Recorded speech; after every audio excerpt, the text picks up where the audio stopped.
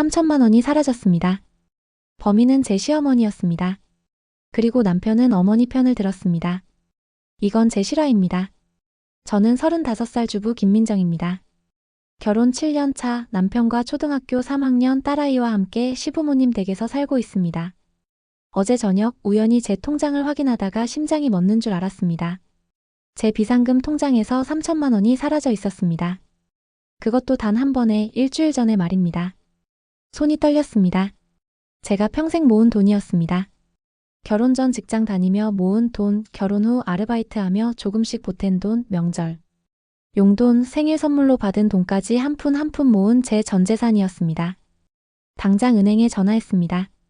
고객님, 해당 출금은 오전 10시 30분에 본점 창구에서 이루어졌습니다. 신분증과 도장, 통장을 지참하신 분이 직접 방문하셨습니다. 그게 누구인지 확인할 수 있나요?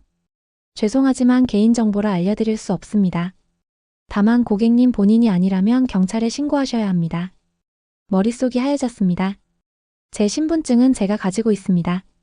도장도 통장도 제 방 서랍 깊숙이 보관하고 있었습니다. 아니, 보관하고 있었다고 생각했습니다. 급히 방으로 달려가 서랍을 열었습니다. 통장이 없었습니다. 도장도 없었습니다. 그리고 그때 등 뒤에서 목소리가 들렸습니다. 찾고 있니? 시어머니였습니다. 65살, 키 작고 마른 체구에 늘 검은색 옷만 입으시는 분이십니다. 어머니, 제 통장 보셨어요? 그리고 도장도. 아, 그거. 내가 좀 썼다. 너무나 태연한 목소리였습니다. 네. 뭐라고요? 3천만 원. 내가 인출했어. 급한 일이 있어서. 순간 귀를 의심했습니다. 어머니, 그게 무슨 말씀이세요? 그건 제 돈인데요.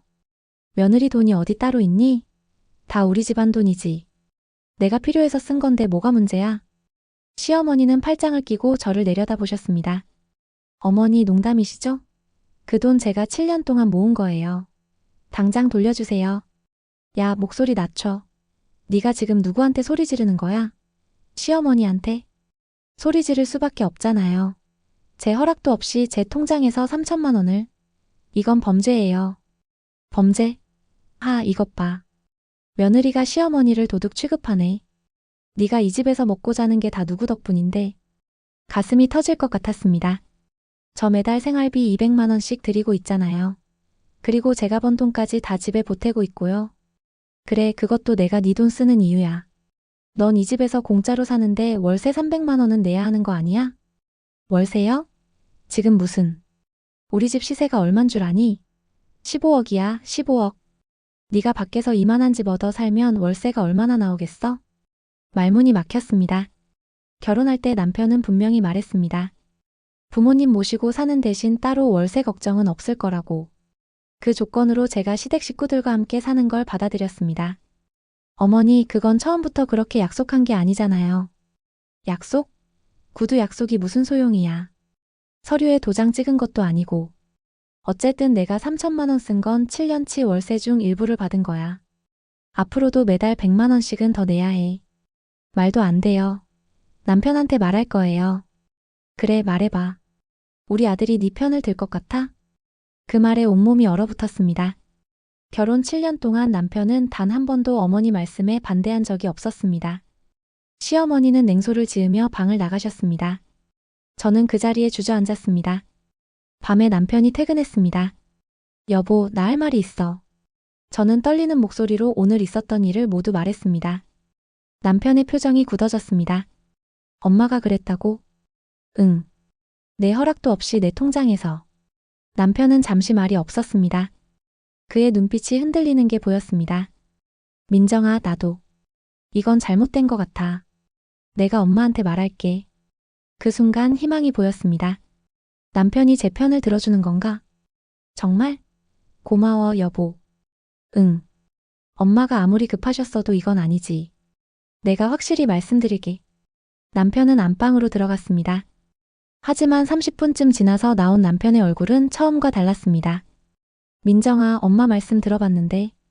엄마도 사정이 있으셨대. 사정? 무슨 사정? 큰형님 사업 자금이 급하게 필요하셨대. 은행 대출이 안 돼서 급한 대로 내 돈을 쓰신 거야. 그럼 나한테 물어봤어야지. 왜 몰래 가져가? 엄마 말씀이 물어보면 네가 안 준다고 할 것 같아서. 그리고 형님 사업이 잘 되면 금방 갚으신다고. 지금 뭐라고 한 거야? 내가 안 줄 거라고?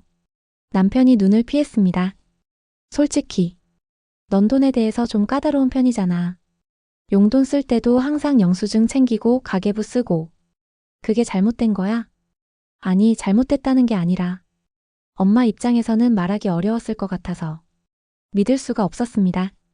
남편이 제 편을 들어줄 거라는 희망은 30분 만에 무너졌습니다. 여보, 나 지금 진심이야. 내일 당장 어머니한테 돈 돌려받아와. 그게 쉽지가 않아. 이미 형님한테 보낸 돈이거든. 그런데 남편이 말을 흐렸습니다. 뭔데? 엄마가 나한테도 돈을 좀 빌려달라고 하셨어. 2천만 원. 뭐? 형님 사업 자금이 5천만 원이 필요한데 내 돈 3천만 원으로는 부족하다고. 그 순간 모든 게 이해됐습니다. 시어머니는 처음부터 제 돈을 훔칠 계획이었고 남편까지 끌어들이려는 거였습니다. 절대 안 돼. 그리고 내 3천만 원부터 당장 돌려받아. 민정아, 좀 이해해줘. 형님도 우리 가족이잖아. 나는 가족 아니야? 무슨 소리야. 당연히 가족이지. 그럼 왜 내 돈은 허락도 없이 쓰고 형님 돈은 빌려달라고 하는 거야? 남편이 입을 다물었습니다. 좋아. 그럼 나 경찰에 신고할 거야. 남편의 얼굴이 일그러졌습니다.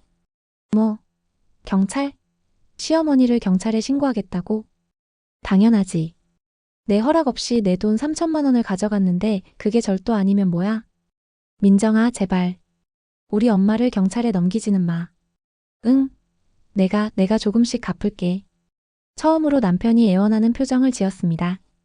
그 모습에 잠시 마음이 흔들렸습니다. 하지만 고개를 저었습니다. 안 돼. 이건 명백한 범죄야. 그리고 당신이 갚는다고? 매달 얼마씩 갚을 건데? 50만 원씩. 그럼 60개월이잖아. 5년이야, 5년. 그동안 이자는? 내가 그 돈으로 할 수 있었던 일들은? 미안해. 나도 지금 여유가 없어서. 엄마한테 생활비도 드려야 하고 적금도 부어야 하고. 그만해. 더 이상 듣고 싶지 않아. 다음 날 아침 저는 경찰서에 갔습니다. 절도 신고하러 왔습니다. 경찰관이 서류를 꺼냈습니다. 피해 금액이 어떻게 되십니까? 3천만 원입니다. 범인을 아십니까? 네. 제 시어머니입니다. 경찰관의 손이 멈췄습니다. 시어머니요? 혹시 같이 거주하고 계십니까? 네. 경찰관이 난처한 표정을 지었습니다. 이런 경우는 법적으로 복잡합니다. 가족관계이고 같은 집에 거주하시면 시어머니께서 악의 없이 가족 돈이라고 생각하고 사용했다고 주장하실 수 있거든요. 하지만 제 명의 통장이고 제 허락도 받지 않았어요. 맞습니다. 그래서 일단 은행 거래 내역과 CCTV 확인이 필요합니다. 만약 시어머니께서 본인이 인출했다는 걸 인정하시면 그리고 창구에서 본인 확인이 명확하게 됐다면 입증이 가능합니다. 그럼 처벌받을 수 있나요? 친족 간 절도는 친고죄라서 고소가 있어야 처벌이 가능합니다. 고소하시겠습니까? 네. 고소하겠습니다. 알겠습니다. 다만 한 가지 말씀드리면 가족관계를 고려해서 합의를 권유하는 경우가 많습니다. 정말 형사처벌까지 원하시는 건지 신중하게 생각해 보시기 바랍니다. 생각 다 했습니다. 고소장 접수해 주세요. 집으로 돌아오니 시댁 식구들이 모두 거실에 앉아 있었습니다. 시어머니, 시아버지, 큰아주버니 부부, 그리고 남편까지. 앉아. 시아버지의 목소리가 낮게 깔렸습니다. 경찰서 다녀왔다며? 네. 우리 엄마를 고소했다고? 제 돈 3천만 원을 돌려받기 위해서입니다. 시아버지가 한숨을 쉬었습니다. 민정이, 우리 엄마가 잘못한 건 나도 안다. 미리 말씀드렸어야 했는데 급하게 그러셨지. 그래도 경찰까지 갈 일인가? 처음으로 시아버지가 잘못을 인정했습니다. 아버지도 잘못이라고 생각하시잖아요. 그럼 돌려주셔야죠. 그건 그렇지. 근데 지금 당장은 돈이 없어. 큰아들이 사업 자금으로 썼으니. 큰 아주버니가 입을 열었습니다. 재수씨, 미안합니다. 제가 사업 자금이 급해서. 한 6개월만 기다려주시면 안 될까요? 사업만 잘 되면 바로 갚겠습니다. 6개월. 그동안 제 3천만 원은 큰 아주버니 사업에 묶여 있고 돌려받을 수 있을지도 불확실합니다. 안 됩니다. 일주일 드릴게요. 일주일 안에 3천만 원 전액 돌려주시면 고소 취하하겠습니다. 시아버지가 책상을 탁 쳤습니다. 일주일? 그게 말이 되는 소리야? 도대체 그 돈을 어디서 구하라고? 그건 제 문제가 아니에요. 가져갈 때는 일주일도 안 걸렸잖아요. 이것 봐. 며느리가 시아버지한테 어떻게 말하는 거야? 죄송하지만 더 이상 물러설 수 없습니다. 그때 시어머니가 말했습니다. 민정아, 엄마가 사과할게. 정말 미안하다. 그러니까 고소만 취하해줘. 응. 처음으로 시어머니가 고개를 숙였습니다. 하지만 저는 알고 있었습니다. 이게 진심이 아니라는 걸. 돈부터 돌려주세요. 지금은 정말 없어. 조금만 6개월만. 일주일입니다. 그게 마지노선이에요. 시아버지가 서류 한 장을 내밀었습니다. 그래, 알았어. 그럼 이렇게 하자. 이게 뭔지 알지? 이게 뭐예요? 월세 계약서야. 앞으로 매달 200만 원씩 월세를 내. 7년치 밀린 월세 1억 6,800만 원에서 3천만 원을 공제하면 1억 3,800만 원이 남지. 이게 말이 됩니까? 애초에 월세 없기로 했잖아요. 구두 계약은 효력이 없어. 법적으로 따지자면 넌 우리 집에 7년간 무단 거주한 거야. 우리가 월세를 청구할 정당한 권리가 있다고. 그럼 저는 어떻게 살아요? 그건 내 문제지. 싫으면 나가든가. 아, 참고로 네가 나가도 우리 손녀는 두고 가야 해. 그날 밤 잠을 이룰 수 없었습니다. 다음 날 저는 법무법인을 찾아갔습니다. 변호사님, 상담 좀 받고 싶습니다. 40대 초반으로 보이는 여성 변호사가 제 이야기를 들었습니다. 정리하자면 시어머니께서 의뢰인의 통장에서 무단으로 3천만 원을 인출했고 이를 경찰에 신고했지만 가족이라는 이유로 합의를 종용받고 계신 상황이네요. 네. 그리고 시댁에서는 월세를 요구하면서 그걸로 상쇄하자고 합니다. 월세 계약서가 있나요? 없습니다. 구두로만. 그럼 법적 효력이 없습니다. 7년 동안 월세 없이 거주했다는 게 이미 묵시적 합의로 인정될 수 있어요. 갑자기 소급해서 월세를 청구하는 건 불가능합니다. 처음으로 희망이 보였습니다. 그럼 제가 이길 수 있을까요? 은행 거래 내역이 명확하고 CCTV에 시어머니가 찍혔다면 형사상 절도죄 입증은 가능합니다. 다만 친족간 범죄라서 실형보다는 벌금형이 나올 가능성이 높아요. 그리고 민사상으로 손해배상 청구도 함께 하시는 게 좋겠습니다. 그럼 돈을 돌려받을 수 있나요? 판결이 나면 강제 집행이 가능합니다. 시댁 재산이 있다면 압류도 할 수 있고요. 얼마나 걸릴까요? 형사사건은 빠르면 3개월, 길면 6개월. 민사는 1년 정도 걸릴 수 있습니다. 1년. 긴 시간이었습니다. 하지만 포기할 수는 없었습니다. 변호사님, 한 가지 더 여쭤볼게요. 만약 제가 이혼하면 양육권은 어떻게 되나요? 변호사의 표정이 진지해졌습니다. 현재 의뢰인은 무직 상태시죠? 그리고 거주지도 시댁이고요. 네. 법원은 아이의 복리를 최우선으로 생각합니다. 안정적인 경제력과 양육 환경이 중요하죠. 현재 상태로는 불리할 수 있어요. 그럼 제가 질 수도 있다는 건가요? 아닙니다. 다만 준비가 필요해요. 일단 직장을 구하시고 거주지를 마련하시고 그런 다음에 양육권 소송을 제기하시는 게 유리합니다. 얼마나 걸릴까요? 빠르면 6개월, 길면 1년. 또 1년이었습니다. 그날 저녁 친정어머니한테 전화했습니다. 엄마, 나. 모든 상황을 설명하자 어머니는 한참 말이 없으셨습니다. 민정아, 엄마가 미안해. 네가 결혼할 때 그 집안을 제대로 알아보지 못한 게 평생 한이야. 엄마. 일단 집 나와. 당장.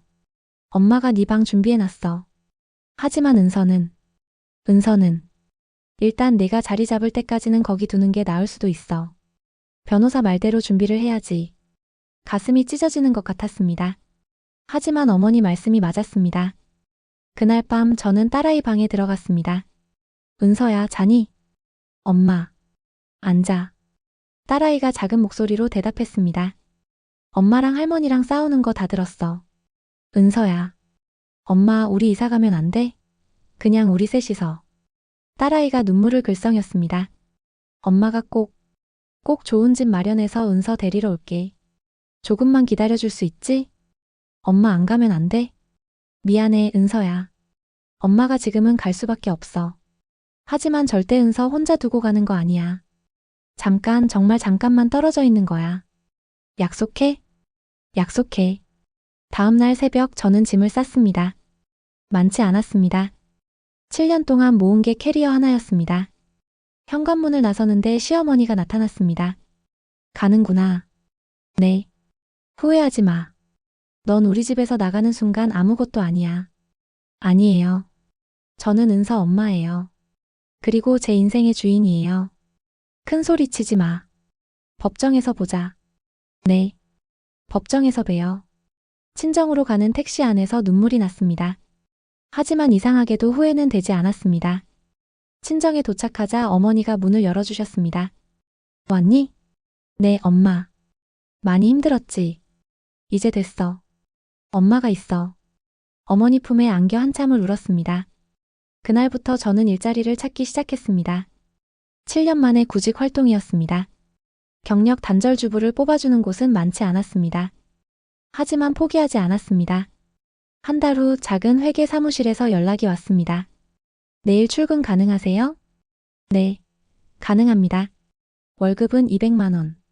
적은 돈이었지만 제 힘으로 버는 첫 월급이었습니다.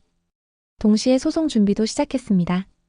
변호사와 함께 은행 거래 내역, CCTV 영상, 문자 메시지 등 모든 증거를 모았습니다.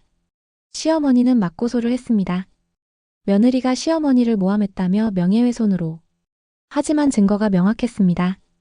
은행 CCTV에는 시어머니가 제 통장과 도장, 신분증을 들고 창고에 앉아있는 모습이 선명하게 찍혀 있었습니다. 석 달 후 첫 재판이 열렸습니다. 법정에서 시댁 식구들을 마주쳤습니다. 시어머니는 저를 쏘아보셨고 남편은 눈을 피했습니다. 재판부는 증거를 검토한 후 시어머니에게 말했습니다. 피고인은 피해자의 명의 통장에서 무단으로 3천만 원을 인출한 사실을 인정하십니까? 인정합니다. 하지만 악의는 없었습니다. 가족 돈이라고 생각했고 피해자의 동의를 구했습니까? 아니요. 피해자 명의의 통장에서 동의 없이 금원을 인출한 것은 절도에 해당합니다. 6개월 후 판결이 나왔습니다. 피고인을 징역 6개월에 집행유예 2년으로 선고한다. 또한 피해자에게 3천만 원 및 이에 대한 지연 손해금을 지급할 것을 명한다. 이겼습니다. 법정을 나오는데 시어머니가 소리쳤습니다. 너 같은 며느리 처음 봤다. 시어머니를 법정에 세우다니. 어머니야말로 며느리 돈을 훔친 시어머니는 처음 봤어요. 그리고 돌아섰습니다. 하지만 진짜 싸움은 이제부터였습니다. 시댁에서는 판결금을 내지 않았습니다. 돈이 없다는 이유였습니다. 하지만 변호사는 시댁 명의의 부동산을 찾아냈고 저는 강제 집행을 신청했습니다. 3개월 후 드디어 3천만 원을 돌려받았습니다. 판결 후 1년이 지난 시점이었습니다. 그리고 이혼 소송과 양육권 소송도 함께 진행했습니다. 남편은 끝까지 이혼을 거부했습니다. 민정아, 다시 시작하자. 내가 잘못했어. 하지만 저는 단호했습니다. 늦었어요. 당신은 내가 가장 힘들 때 어머니 편을 들었잖아요. 그때는 내가 잘못 생각했어. 이제는 달라졌어. 사람은 안 변해요. 특히 당신 같은 사람은. 결국 이혼 판결이 났습니다. 그리고 양육권. 1년 동안 안정적으로 직장을 다녔고 작은 원룸이지만 제 명의의 집도 마련했습니다. 법원은 저에게 양육권을 주었습니다. 엄마. 1년 만에 다시 만난 은서가 제 품에 안겼습니다. 은서야, 미안해. 엄마가 늦었지? 아니야. 엄마 최고야. 지금 저희는 작은 원룸에서 함께 살고 있습니다. 넓은 집은 아니지만 이곳에는 누구도 제 허락 없이 제 물건을 가져가지 않습니다.